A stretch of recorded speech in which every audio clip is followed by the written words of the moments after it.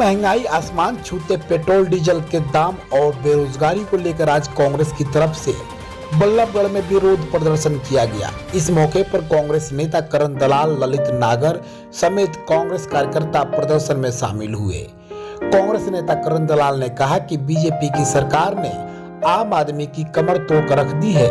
सरकार को petrol diesel के दाम कम करना चाहिए और युवाओं को रोजगार देने की काम करना चाहिए। किसान आंदोलन पर करण दलाल ने कहा कि केंद्र सरकार किसानों को परेशान कर रही है। तीनों कृषि कानून को सरकार जितना जल्दी वापस ले उतना ही अच्छा है, नहीं तो सरकार का सफाया हो जाएगा। दलाल ने कहा कि प्रदेश में इस बार कांग्रेस की सरकार आना निश्चित है। आइए सुनते हैं विरोध प्रदर्शन। ये विरोध प्रदर्शन तमाम हमारे इलाके के छत्तीस बिरादरी के लोगों को भाई गिरीश भारद्वाज के आह्वान पर हम समस्त कांग्रेस के लोग, जो महंगाई चरम सीमा पर पहुंच चुकी है, गरीब आदमी का जीना दुर्लभ हो रहा है, देश के अंदर किसान मजदूर धरनों पर बैठे हुए हैं, सरकार सुन नहीं रही है।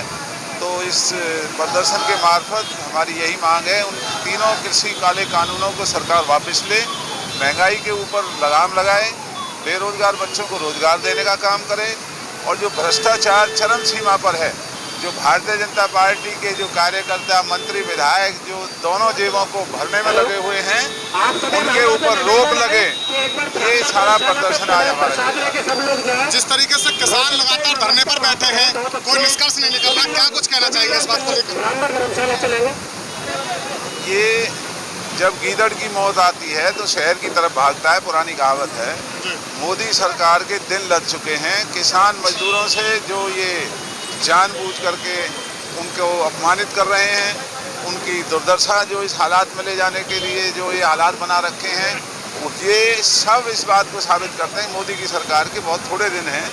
ये सरकार का हमेशा के लिए सफाया होगा और तीनों कृषि कानूनों को वापस लेना होगा। जितना जल्दी लें उतना ज़्यादा अच्छा है।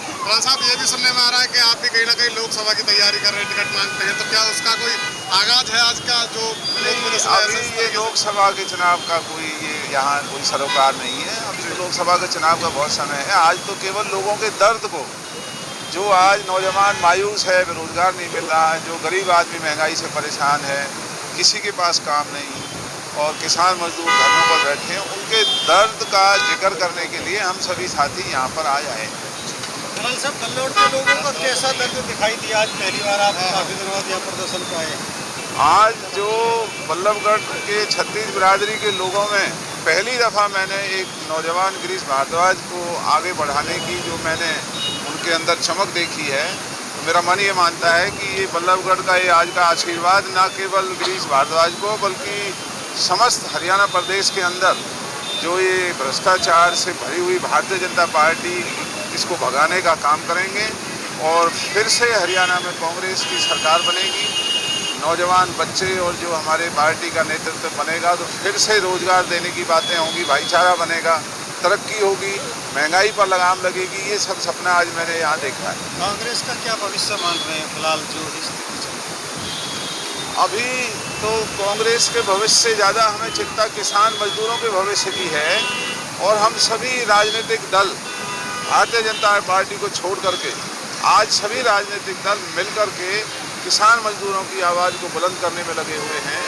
और जब यहाँ चुनाव का कोई भी समय आएगा, चाहे विधानसभा का हो या लोकसभा का हो, भारतीय जनता पार्टी की बहुत बुरी दुर्दशा होने जा रही है। ये बात स्पष्ट तौर पर आज बल्लभगढ़ की पावन धरती पर दिखाई दे रही है। किसान जो आंदोलन है दलाल साहब, इसका किस तरह से आपका यही कहना है कि ये तीनों काले कानून नाम किसानों का दिया गया है, भला उसमें बड़े बड़े जो पैसे वाले हैं, धनाढ्य लोग हैं, अंबानी अडानी हैं, उनके हितों को साधने के लिए ये कृषि कानून बनाए हैं।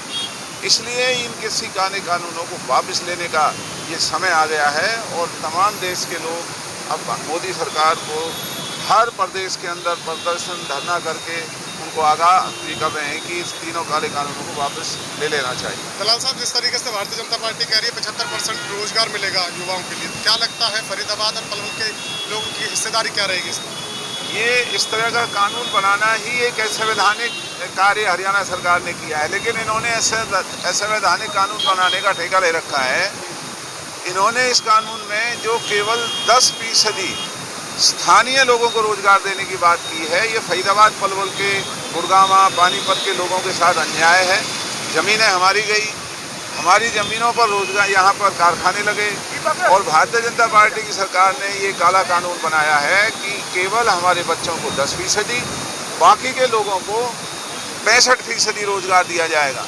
और अभी पिछले दिनों जो नया डोमिसाइल कानून इन्होंने बनाया है, जो पूरे देश में कहीं नहीं, 5 वर्ष का आपको स्थायी निवास का सबूत देना है, आपका डोमिसाइल बनेगा। ये भारतीय जनता पार्टी ने बनाया है। तो ये भी स्थानीय लोगों के लिए बहुत बड़ा इन्होंने खतरा पैदा कर दिया है। जिस फरीदाबाद पलवल के लोगों की मेहरबानी की वजह से सरकार बनी, आज सबसे ज़्यादा मायूसी, सबसे ज़्यादा बेरोजगारी, सबसे ज़्यादा परेशानी का सामना अगर कर रहे हैं तो फरीदाबाद पलवल के सभी 36 बिरादरी के लोग कर रहे हैं। ये 5 साल का जो डोमिसाइल का जो प्रावधान बनाया है, इससे क्या कुछ नुकसान हो सकता है? इसका सबसे बड़ा नुकसान ये हो सकता है कि जो दूसरे प्रदेशों में जो लोग यहाँ आकर के 5 साल का भारतीय जनता पार्टी के जो आरएसएस या बीजेपी के जनाधार से जुड़े हुए लोग हैं, उन लोगों को जानबूझ करके यहाँ ये डोमिसाइल बनाएंगे, जो कि असंवैधानिक है। 15 साल से पहले कहीं भी डोमिसाइल नहीं बन सकता, ये देश का कानून है। हरियाणा में जानबूझ करके इन्होंने ये बनाया है, जिससे ये अपनी भारतीय जनता पार्टी की सदस्यता को बाहर से लोगों को ला करके यहाँ बढ़ा सकते हैं।